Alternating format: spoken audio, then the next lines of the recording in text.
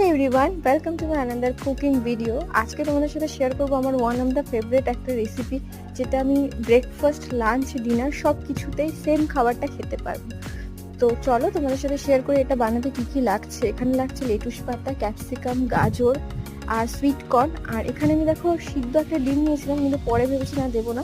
এখানে আমি চিকেনটাকে ম্যারিনেট করে রেখেছি লেবুর রস আর ব্ল্যাক পেপার দিয়ে, জাস্ট 8 ঘন্টা আগে, যাতে খুব কম সময়ে রান্নাটা হয়ে যায়।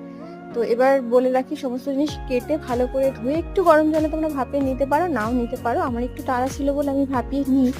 তারপরে কড়াইতে বাটার দিয়েছি, গার্লিক চপ করে রেখেছিলাম সেটা দিয়েছি, তারপরে সমস্ত সবজিগুলো দিয়ে একদম চিকেনটা লাস্টে দেবো, তারপরে হালকা ব্ল্যাক পেপার দিয়ে নামিয়ে নেবো। ব্যাস, দ্যাটস ইট। এটাই হচ্ছে এই রেসিপি ফান্ডা। আমার তো খুবই ফেভারিট।